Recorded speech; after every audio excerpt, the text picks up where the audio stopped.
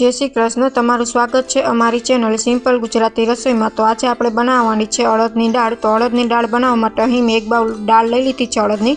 हवे आपणे तेमां पाणी नाखीने धोई लेशुं। धोई लीधी छे। हवे आपणे बाफवा मूकवानी छे। तो तेमां एक टमेटું, अर्धी चमची हळदर ने अर्धी चमची जेटલું मीठું एड करी अने उभराय नहीं तो तेना माटे आपणे एक चमची जेटલું तेल एड करी देशुं अने 5 विसल थवा देशुं।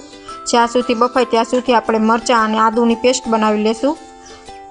हवे दाळ छे ते सरस रीतना बफाई गई है। हवे आपणे थोड़ुं पाणी एड करीने हवे आपणे तेने उकळवा देवानी छे। ज्यां सुधी आपणी दाळ उकळे छे त्यां सुधी आपणे साइडमां वघार बनावी लेशुं। तो અહીં मैं 2 चमची तेल, तेमां लसण, मीठो લીમડો, 1 चमची राई, अर्धी चमची हींग, 1 चमची धाणा जीरुं पाउडर, अर्धी चमची गरम मसालो, सारी रीतना मसाला पाकी जाय त्यार पछी आपणे पेस्ट बनावेली छे ते एड कर देशुं। हवे आपणे दाळ उकळे छे तेमां मसाला नाखी देशुं अने खाटी मीठी दाळ बने तो तेना माटे લીંબુનો રસ, लाल मरचું पाउडर अने मीठું एड करी देशुं। Thank you for my watching video.